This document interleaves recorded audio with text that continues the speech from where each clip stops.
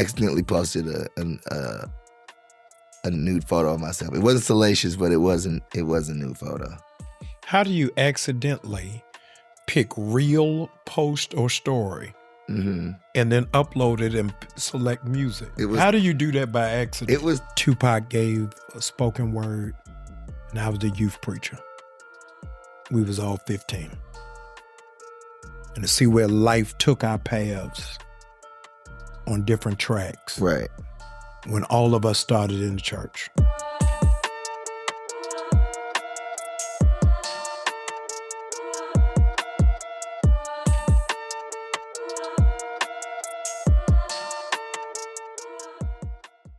Hey, everybody, you need to stop everything that you are doing.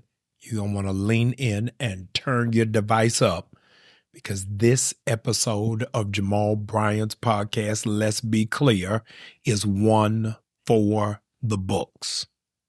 I don't have David Bowe here. I don't even know who I'm supposed to introduce you as. Dante Bowe. Not Bowie. Not Bowie. Has anybody ever called you that? Everybody. Since when? Usually the first time they meet me, they call me Bowie. Really? Mm-hmm. Dante Bowe is with us on today. Yes, sir. I am grateful to have you here. I read years ago a book on ethnomusicology that talks about how white groups like the Rolling Stones ago 50 years, Led Zeppelin, Kiss, but historically in American music, they always separate the group to do separate deals. Mm-hmm. It almost went viral like wildfire. Mm-hmm. Who broke up the band? It was the Fat Boys broke up first. Eric B. and Rakim broke up. Jodeci broke up. Yeah. Not Maverick City. Yeah. Yeah. Commission broke up. The Winans broke up. The Jacksons broke up. Not Maverick City. I mean, some of them were family that you named. I mean, we were just young kids coming together, trying to make a living, trying to make music that had never been made before. But I feel like we didn't have like proper mentorship. But also, it's not even on mentorship. I think in general, like, you outgrow your group when you have 5 great musicians in one group. It's kind of hard to keep that, confined or like boxed in. You know what I mean? I feel like at some point, someone's going to want to do something better, or not better, but in their eyes, something better for themselves or bigger than what they've done with the group. And so regardless of like myself, I feel like we would have broken up anyway. So you were like the Bobby Brown of New Edition. Yeah. Pretty much the Beyonce. Destiny's Child. Yes. Okay, so everybody wants to know, because of so many stories circulating. First, they red-shirted you and said that you were on extended self-care retreat. I love y'all, man. Then they put you on timeout. Then you're like, oh, no, I'm transferring. Yeah, man. Like, what's crazy? And we cool now, but like, I didn't really bow to anything of like any of that stuff. You know what I mean? Yeah, they I was supposed to go away for 6 months. Why? First it was because I would do things on my own. So I was the first in my group to perform at the Doves by myself while they had to perform. They performed second after me, or Stella Awards, nominated for my own. And I don't like talking about my accolades or none of that stuff, but like, I had already made number ones and stuff on my own, and I think I was still part of the group. And so I had to turn down a bunch of gigs and different things like that with the group. And so naturally, you're replaceable, because you might do 8 dates out of the 20-something we got to do. So it's already like, we can get rid of you. You know what I'm saying? But people was doing all kind of bad stuff. I was just the one that was like used as the poster child The thing was, I don't think I've ever said it like this blatant, but I don't really like it's old news now, but the thing that made it easy to kind of like be like, okay, we're gonna put you on suspension was because I accidentally posted a nude photo of myself. It wasn't salacious, but it was a nude photo. How do you accidentally pick reel, post, or story, and then upload it and select music? How do you do that by accident? It was 2 p.m. I think it was karma, but it was 2 p.m. And a lot of people ask me like, "Were you drinking or what you doing?" Like, I really wasn't. I got out of the shower. I always take I work out, so I always take like photos of my body, whatever, like when I get out. And so I did the same thing, and I used the Instagram camera because it's better, and the young people, y'all know it's better. So I used Instagram's camera. Naturally, my thumb hit post. I would never want to post that. So naturally, my thumb hit post. Somebody from my team texted me. I'm just sitting on the couch chilling. At this point, I'm just watching TV. Text me was like, "Oh my God, take it down, take this." I'm like, bruh, what? How did I do this? And obviously, what I mean by it wasn't salacious is like there was nothing like sexual about the photo in and of itself, but it was still me out the shower, like so. Okay, so the 6-month suspension was about soft porn or a solo career? That's the thing. A lot of people. No. What's crazy is like, you know what's crazy? I used to watch interviews of certain people talk about the industry and talk about like what really happened, and it just sounds so far-fetched, but like genuinely, like I was arguing with them like way before that. I was not like, I was like doing my own, I was on an arena tour, same level as the Maverick City tour. Wow. Same arena. I was playing arenas twice. Like I would go play with Maverick City and now play for King Country. Twice. Wow. And I was winning the awards. I was getting #1 plaques. I was getting like gold plaques. And it doesn't mean much to the people that are watching and consuming, but to execs that it's all about business. Yeah. And so I wasn't in and of itself only. Once you are exclusive, it's easier for you to make money for the thing you're exclusive, for. You know what I mean? And so I wasn't exclusive. And it just made it harder for everybody on the back end. And so when that happened, it was easier for me. And I used to get him hell, like, I ain't never said this either, but I used to get him hell, like, as far as like, things that I thought should be better, or I'm on my own green room. And I wasn't being arrogant or prideful. I just genuinely felt like, it was something that I had worked for. And so I did that. Our Stella Awards, I can't bring my grandmother. Okay, well, I'm not coming. So I didn't go. And so I think in general, it was about both. Like, I think the photo just made it easy to be like, that photo was nothing compared, like, come on. Like, compared to the Christian music industry. And we're kids too. Like, we weren't even like the adults. They got some other stuff. But like, just like with us in our 20s, early 20s, like that was not that big of a deal, trust me. That was not the biggest thing we've met about. But it was. I have heard many artists talk about they got gigs, they got dates. At what level, even in sacred art success, does it shift to green rooms? When you get platinum records, like, and when your mom is at home watching you live a certain way, a certain lifestyle, and not allowed access to you because of a group. The thing is, like, when I became solo, like my parents and my grandmother and them, it was just very easy for them to kind of like be a part of it. And I think when I was in a group, it was very hard for them to like comprehend and understand what was even happening, even though they created this person. You know what I mean? And my grandmother, my grandfather, my mom and my dad, they really loved me, and they really like invested in me. First investors in like what I do.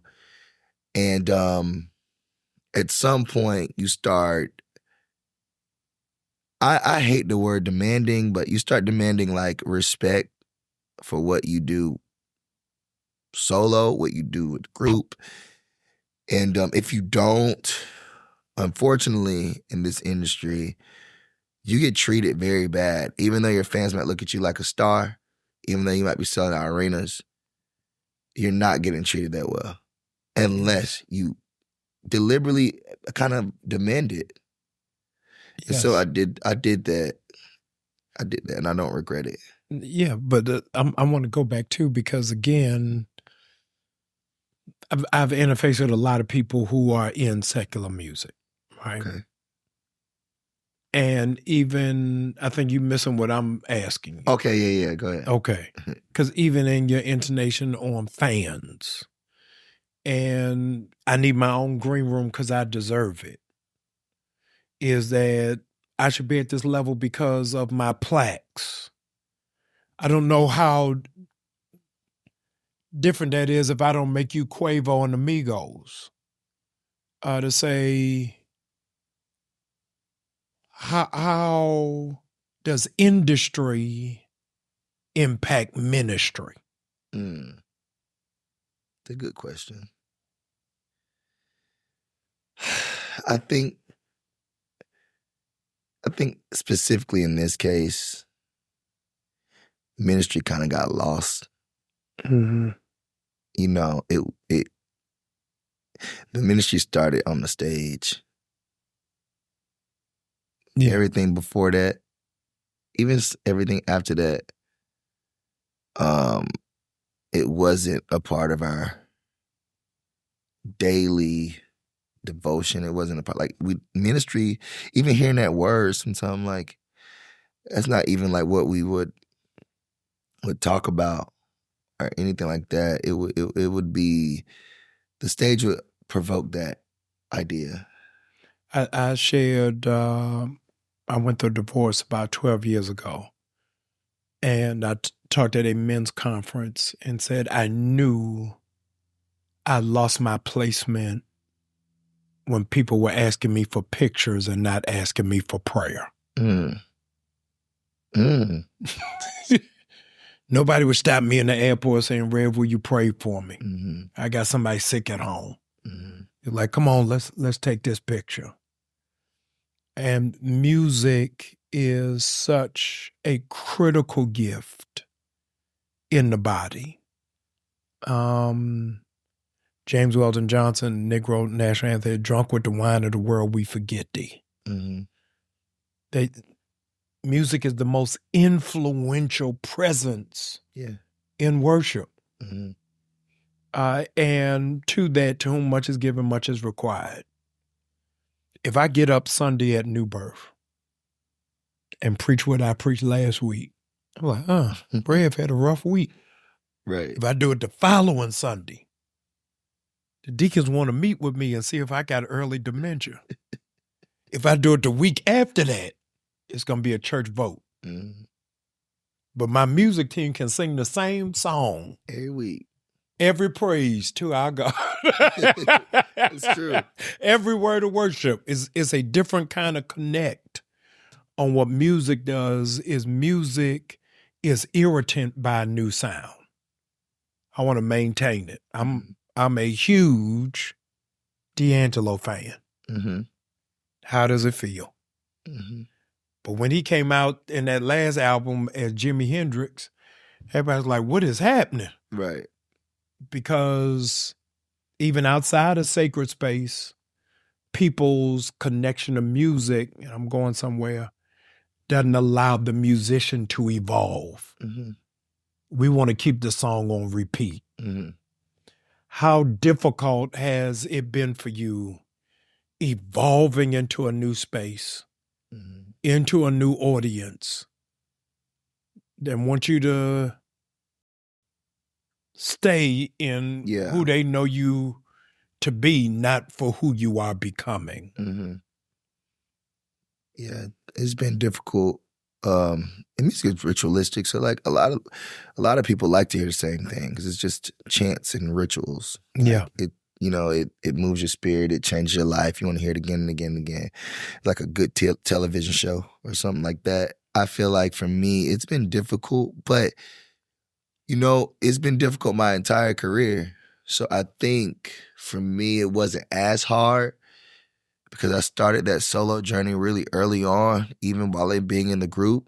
And going from gospel to contemporary Christian music was very hard, you know, being accepted by Caucasian people, you know what I mean? Not that I was trying to, but I was making music that they started playing on the radio, so I had to go to the events, and I had to do the whole thing, and I don't code switch, so it's very hard for people to take me, man, like it is, and I understand that it's hard. Like I think people think I'm like insensitive and not like, I think they think I'm arrogant about it. It's not that I'm arrogant about it. I just genuinely don't code switch for anybody. You know, this is just who I am. And a lot of times they like me for my music, but not for who I am. Wow. You know what I mean? Yeah. And it's very hard for them to take me in person. And anyway, I think with R&B, it's the same thing. I wasn't afraid. Like I wasn't scared, even though it was difficult. It's just something I felt like was right.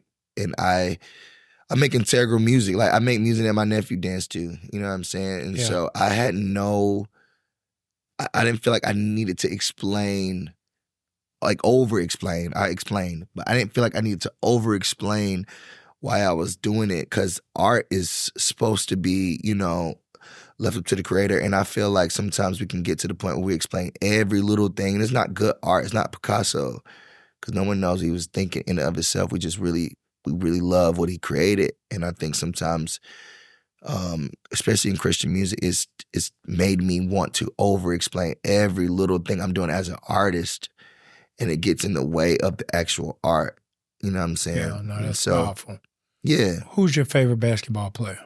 LeBron James, I guess. So like, it would be Kobe, but LeBron James would be my favorite. Or Kobe if he was still alive. Yes. But not Dwayne Wade. Not Dwayne Wade, nah. Shout out Dwayne. Lift up these fingernails you got on. So I need you to walk us through. Shout out to Dwayne Wade. I need you to walk us through. What's going on with these fingernails? Man, look. I've never, you know what's crazy? I never painted my nails before, but I always get my nails done because I just believe in that. And if I don't get my toes done, they bad, man. It's bad feet. So I try to go and like make sure I'm pedicured up. And the nail girl was telling me like she started doing like these little designs, whatever. So I had her do this for me. I just thought it was cool, man. I don't know. I ain't think about it. I just did it. Little platinum nails. Had no thoughts behind it. Oh, you had a thought behind it. It was a subconscious thought. You were giving the finger to the gospel industry. That's what you just did. I be doing you that, said, bro. Take that and rewind it back. In case anybody thought I was coming home.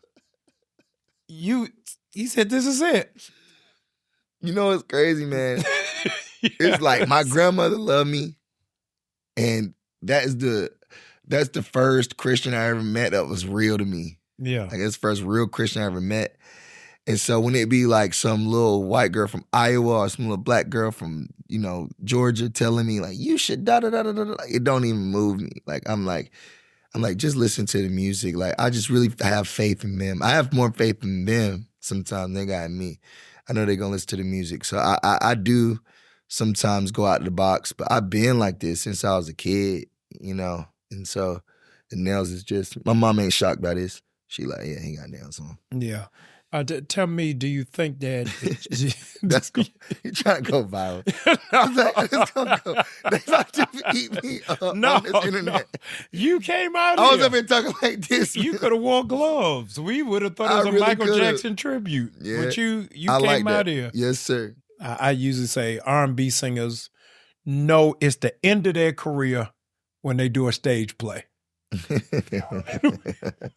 when your favorite R&B singer is now doing stage plays on Mama Still Loves Me, Yeah, that's the end of it. pretty much. you're doing the electric slide backwards. Mm-hmm. You are going from gospel to R&B. Very few, handful, a right hand full of people shifted it. Even going from R&B to gospel, Michelle Williams had to fight for her life. And then go to HGTV. That's my girl. Yeah, it's true. Yeah. She did. How do you think this transition is going to be? Yeah, answer that. Shout out to Tone, because a lot of people don't understand. Like, it's like authenticity breeds anointing too. You know, it's not always about. Wow, say that again. Say that again. You went by too fast. Yeah, say that again. I think when you're being authentic. Just say that one line again. Somebody got to tweet that. Authenticity breeds anointing. Like, if you are being truly who you are, I feel like God honors that. I feel like God honors when you sing to Him, when you sing for His people, because you're not a hider. And so I think that's why he can get up and sing a worship song and people feel it, because he's not lying about who he is and lying about what he does. And I think when it comes to, like, the question you asked me specifically, I feel like for me, a lot of people were like, bro, you're not going to do this. It's not going to work. And I really felt like I had some kind of formula. I don't know how to explain it. Like, I was like, I understood. Like, I studied Molly and these different people that did it and why it didn't work. I'm like, I'm not gonna have sorry if that block it out, but I'm not gonna do this. If I'm gonna do it, I'm gonna do it right. I don't have to be like gross. You know what I'm saying? Right. I could do it and still have integrity. And do you think that doing it is forsaking the gospel? No, because I just wrote. I'm being my song of the year, gospel, this year. I never stopped writing Christian music. I'll never stop, like, contributing to my my roots, like, just what brought me up. But, like, Why Me Up did well, and started my year with Good Morning America, ended my year with the Soul. I did my first BET Soul Train performance, the longest one. Wow. And never got there as a Christian artist. And all the stuff in between it was crazy too. And so I take it as a blessing. Of course, I don't think it's just me, but I understand why people didn't make it. Yeah. And why they were just so afraid to say this or say that or do this and do that. So you plan on being bivocational. You're going to be R&B, CCM, and gospel. You could say that. I think I'm just an artist. I think I know how to sing a church song. I know how to write one from my heart. I also know how to write an R&B song. I know how to write about love. I done been through all that stuff. And I think I just need to that's why I don't do interviews, because I be too honest. That's what killed Tone. That's why we need you here. I'm just kidding. Yeah, no. We need you here.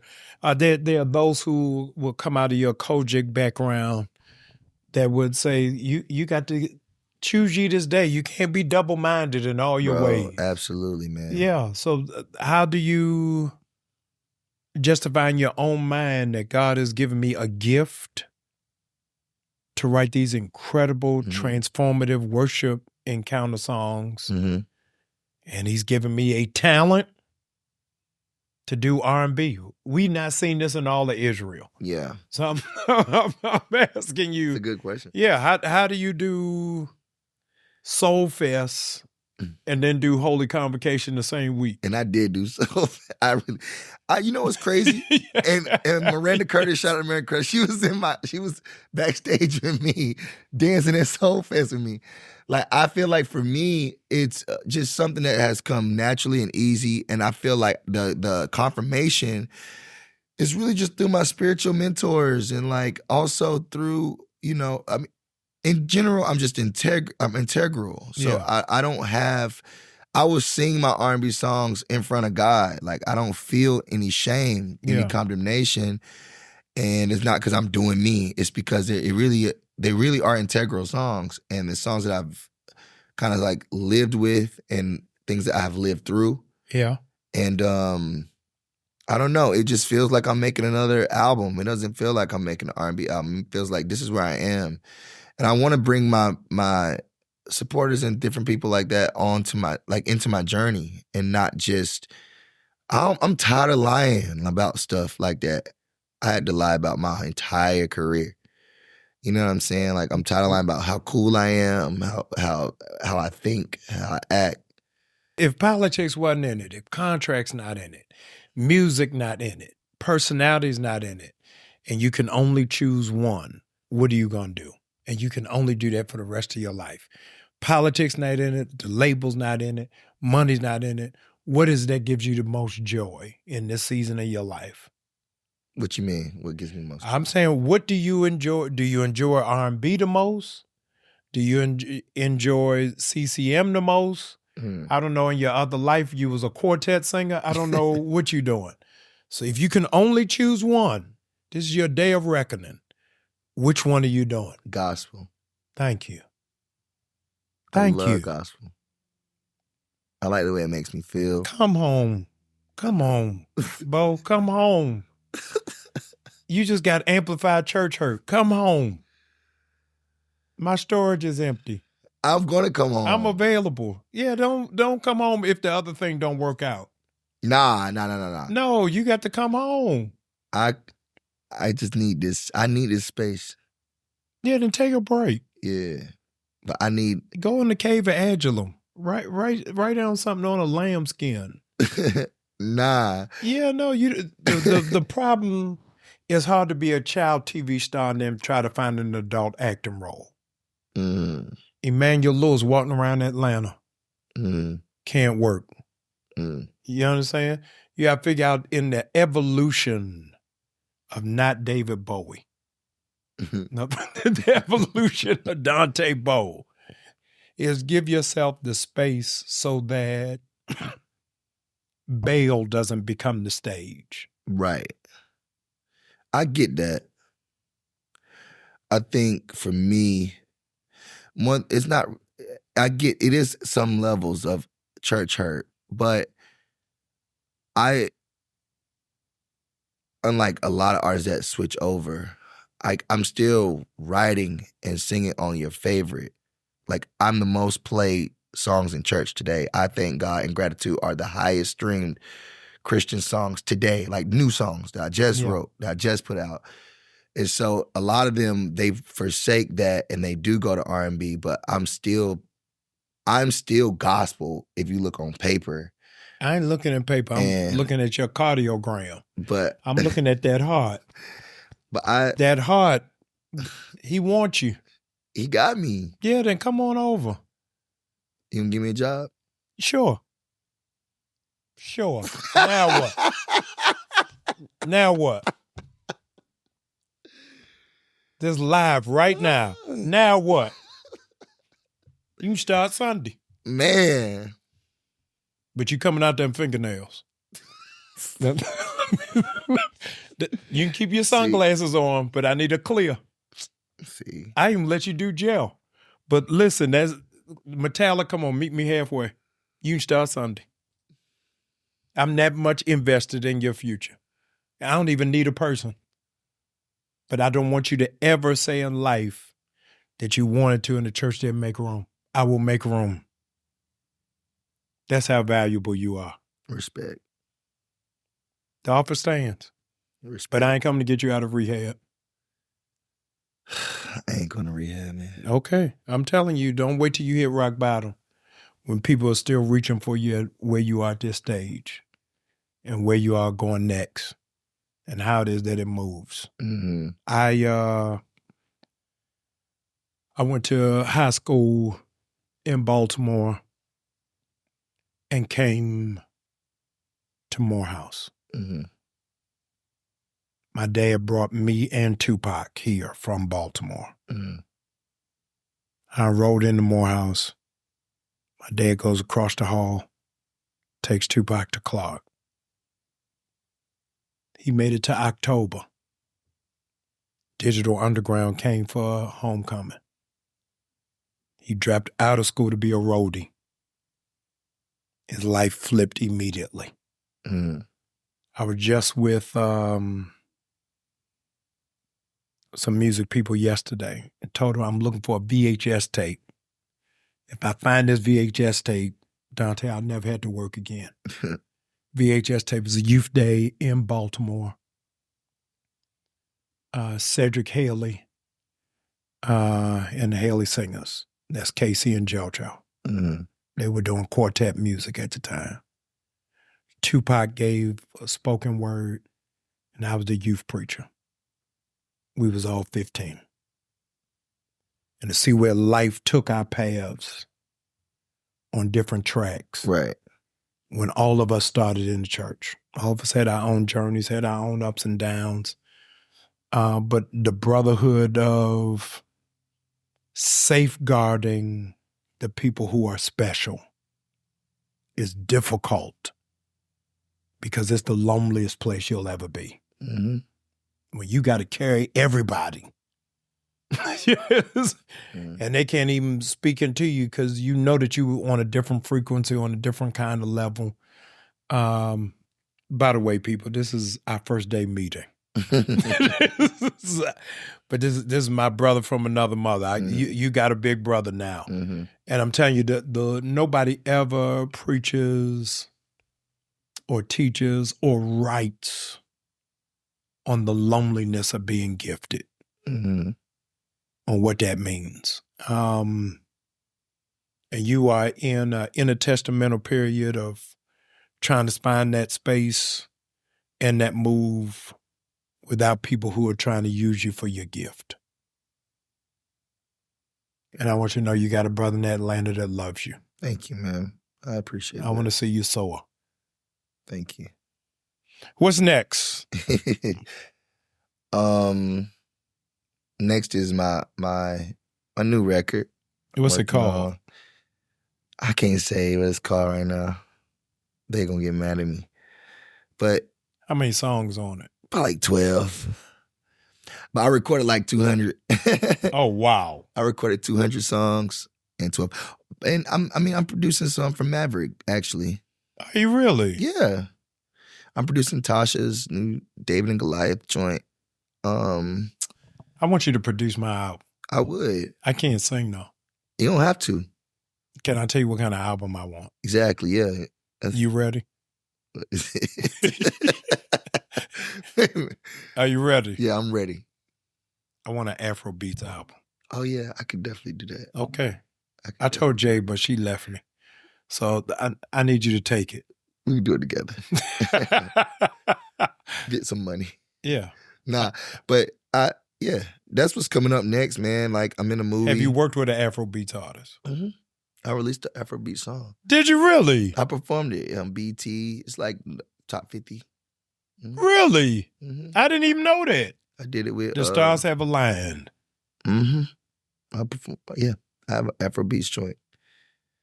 I love that type of style. That style is like something that I've been into the last 2 years, honestly. Yeah. So I was glad I got to collab with. I did it with Anthony B, and he made it like easier for me to do it. I just gave him most of the parts, but yeah, I did an Afrobeats record. Okay, I'm next. Mm-hmm. Yes, sir. Sign me up for the Christian Jubilee. Let's do it. Let's do it. I had Ricky Smiley on the show, my brother, and I asked him what's his go-to favorite hymn. Mm-hmm. What's yours? If you by yourself, you in the shower, you sitting by the side of the bed, you got one song to bring you through in the clutch. You going to what? "'Tis So Sweet," maybe. Man, not to trust in Jesus. Mm-hmm. Just to trust him. Mm-hmm. I ain't heard that in a month of Sundays. My grandmother taught me that song a long time ago. Wow. Mm-hmm. Now, where are you from? Rockingham, North Carolina. Are you really? Mm-hmm. I used to drive through Rockingham. I went to Duke. Oh, okay. Yeah. Yeah. Yeah. A lot of my family went to Duke, actually. Wow. Yeah. Okay. I'm from the country, for real. Yeah, no, you on the way to Lumberton. Yeah, exactly. Yeah. The furniture capital of the world. Real. Yeah, you didn't think I knew what I was talking about. Absolutely. Yep. I went to a church. Where are you from? Rockingham, North Carolina. Rockingham. Mm-hmm. When I was in seminary, I don't even know where this guy is. I went to this church in Rockingham. The pastor had a keyboard in the pulpit. Oh, for real? He had a keyboard in the pulpit, and he would sing and then get up and then go preach. You know who I'm talking about? I don't know.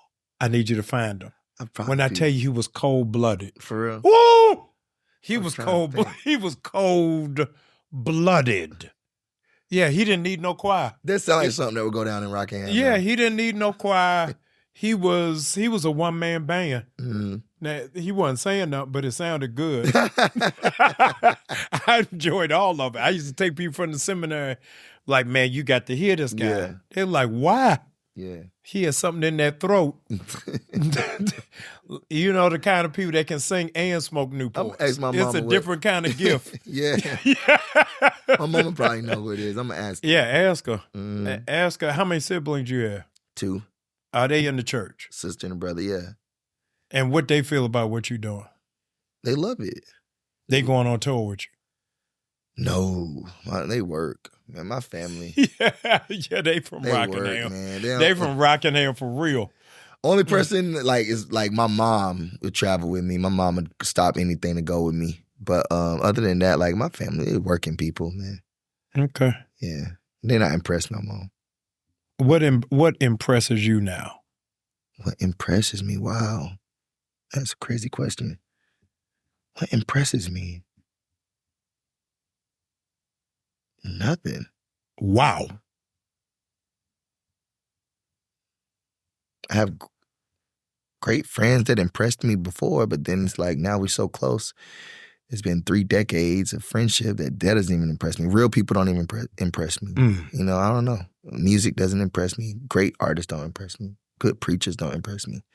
That's because you haven't heard me yet. Money don't impress me. Yeah, don't say that. Don't say that because you still want a green room. So don't say that. You got Fiji water on the rider contract. So don't say that. It's some stuff that you got to do. What impresses you? What impresses me Maybe that will spark something. Yeah, no. People who are talented in more than one thing. Okay. What impresses me is the rare gift of people who are gifted and humble. So the church, Dante, is the only culture that cultivates fake humility, not false humility. So somebody can come off of a pulpit, sing to the glory come down. Mm-hmm. Dante, you killed it. Oh, thank you, man. In no other genre do you got to apologize for being gifted.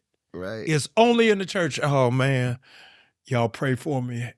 I've been singing this week. You ain't never heard no R&B singer come out there with a towel around their neck. Talking about bring me tea. True. No, man. Do what you're supposed to do. Bring me tea. Yeah, no. So, no. Humility impresses me from people who can produce. And you're a humble guy. Thank you, man. You just got to get back to church with clear polish. Yeah. Maybe. Did you paint your toes? No. Thank you. Thank y'all for, that's enough. I don't even want to know nothing else.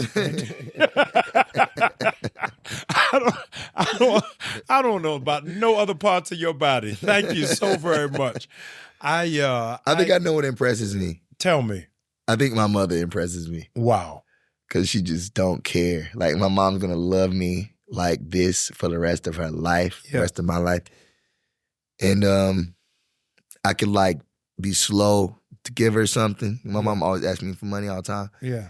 And I just pay her. I pay her, my employee. I'm always giving her stuff. But you know what's crazy? Like lately, like she would just start doing stuff for me like all the time. Like, and I was like, man, you just don't change and you do it fast. You do whatever you gotta do for me fast. Like whether it be cooking or like do whatever I asked her to do, she do it fast. And I'm like, it doesn't matter how slow I was like last week to do something you really needed. You know what I mean? That kind of does impress me. Like that kind of love. I don't know. She the only person who love me like that. Do you have the capacity to love like that? I don't know. I haven't met somebody I want to love like that. You drop anything, everything at any given time. She do it fast, bro. Like, can you? She don't, like, that's her priority. Wow. I don't know. I don't know if I could do that right now. Maybe I'll meet somebody I could do that for. Love is connected to speed you. I think it shows your your desire, your want to. Like when sometimes when she asks me for stuff, I don't necessarily always want to, so it takes me a little minute. Yeah. I got this going on, that going on. I think she considers it urgent if that phrase come out of my mouth. Yeah. Master, the servant you love, Lazarus, is sick. Come quick. Mm-hmm. And he took 4 more days. Because he understands that we look for love with speed. Mm. And sometimes it's consistency. Mm-hmm. That's another one. Yeah, don't come as fast as we would like it. I could definitely be consistent. I have been. With what? With everybody, like in my life, my actual family, my friends. I'm super consistent. If I love you, then it's not gonna change, like unless it changes. Right. But I'm there for you. You know I'm there for you. I'm the one everybody calling and get flat tire when somebody's sick, when somebody need their bills paid, when somebody, you know what I mean. I am consistent, but boy, you gonna probably wait a little bit, depending on how the month looks. Dante may not come when you want. But I want to do it. I'm gonna do it, man. Yes. I'm gonna get to you. They know that. Yeah. But my mother impresses me. No, that's great. Mm-hmm. That's great. You impress me. Thank you, man. You too. No, you got a heart of pure gold. Mm-hmm. God is gonna bless you. Thank you, man. You coming back to the church. I feel it. And you coming to New Birth. I'm coming to New Birth. I'm telling you. I am. We're gonna change the world. Let's do it. Thank you. Yes. You're watching Let's Be Clear, podcast of Jamal Bryant, with my new friend, my new brother, and musical consultant for New Birth, Dante Bowe. I'm over here like. Yeah, right. I'm grateful. Make sure you share this. Make sure you like it. And make sure you follow. I'll see you next time.